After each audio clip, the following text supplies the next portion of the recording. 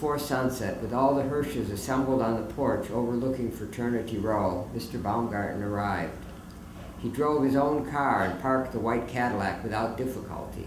Then he invited everyone to the curb to have a look at his custom interior. He allowed the girls to run their fingers over the saddle leather seats engraved like branded cattle with the letter B in a circle. That upholstery is a stupid waste of money, I know it, and so is a caddy, Mr. Baumgarten said. But when a person is alone and he has no heirs and he is surrounded by car dealers and ranchers, this is what can happen to him. As they lit the candles and all the girls stood before him scrubbed for the Sabbath Queen, and as the older ones rose to help their mothers serve or to attend to their little sisters, Mr. Baumgarten said, "I sold diamonds all my life, Reb Hirsch, but you have created diamonds."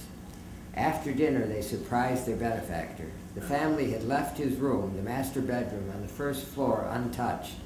Malka assured Mr. Baumgarten that he would no longer have to spend the Sabbath alone at the hotel. Every Friday evening, he could return to his own room with his familiar oriental carpet, his mahogany bed and matching desk, his closet of size 40 short, portly suits, his custom-made size 7.5 hand-tooled boots. Mr. Baumgarten seemed surprised and deeply touched. "Don't be silly," he said. "Go ahead, use the room for yourselves. I intended for you to use the whole house. For one night a week, what does it matter where I sleep? Stick me under the stairwell or in the closet. What more do I need?" Chana Topka, the 7-year-old, the one with the mouth on her, said to her mother while Mr. Baumgarten listened, "Why don't we let him sleep in the closet?" "I want to try his hot tub." Mr. Baumgarten smiled at her wickedness, but Reb Avram burned his daughter with his eyes.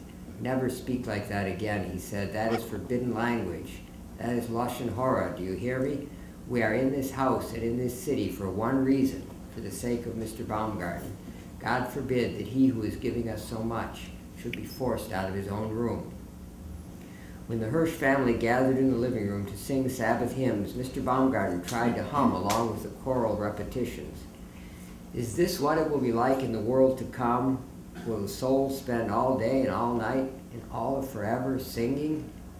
"About the next world, nobody knows for sure," Reb Avram said, "but the rabbis tell us that the Lord's Tish, his Sabbath table, is as long as the distance from the earth to the moon, and there is a seat for everyone that has ever lived, and Hashem sits there so far removed that none can see him, but everyone feels his presence as if he is right beside you, handing you a spoon to taste your soup to see if it's not too hot."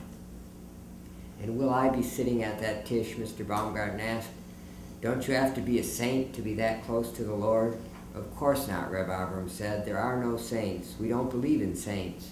All people make mistakes." "You bet we make mistakes," Mr. Baumgarten said, "when there are so many rules like the IRS regulations or city ordinances or blue laws and sales tax codes. I'll bet that there are probably more rules in the tax code than in the whole Torah. No person can dot every last I or have an accountant or a rabbi for every question that comes up in the course of a day, can he?" "Hashem is merciful," Reb Avram said. "I hope so," Mr. Baumgarten said. "I sure hope so. It only seems right, doesn't it?" Reb Avram agreed. He would have preferred to discuss such speculative things in the hotel privately with Mr. Baumgarten, instead of in front of his family, but he enjoyed seeing the pleasure that the old man took in hearing Kabbalistic myths about the next world. "You know what I'll say if I'm at that table," Mr. Baumgarten announced. "I'll say that I'm the son of a Lithuanian peddler who settled in Yell County, Arkansas, and thought that Arkansas was already heaven. And now here I am at the right hand of the Lord. Hard to believe it, isn't it?" The assembled Hirsch family all disagreed. It was not hard to believe. "When I was a young man," Jerome Baumgarten said, allowing his mind to wander, "when my father settled in Arkansas, nobody paid much attention to things down there except for Franklin Delano Roosevelt. He came to the hot springs because the water helped his legs. I suppose that Franklin Roosevelt is sitting at the Lord's table. Probably all the important dead people are." "You don't have to be important," Reb Avram said. "How important you are in this world doesn't matter. The man who sells pencils and shoelaces on the street corner, In the world to come, he can be just as important as the president. Before Mr. Baumgarten retired for the night, Reb Avram and Malka assembled their children and reintroduced them by name from youngest to oldest. When Reb Avram presented Mindel, to her surprise, her father told Mr. Baumgarten that she had a proposal of marriage. Mindel blushed to her ears. Mr. Baumgarten scratched his own right ear with his car key. "No surprise there," he said. "She's a beautiful girl. Is the man one of your people? I mean, is he one of the pious?" "Yes," Reb Avram said. "We wouldn't consider someone who wasn't. But I do have some question about this man." "Father, please," Mindel said. "Good night, Mr. Baumgarten." She left the room holding back tears as Miriam and Esther followed her. "She's upset because we moved away when everything was still up in the air about her marriage," Reb Avram said.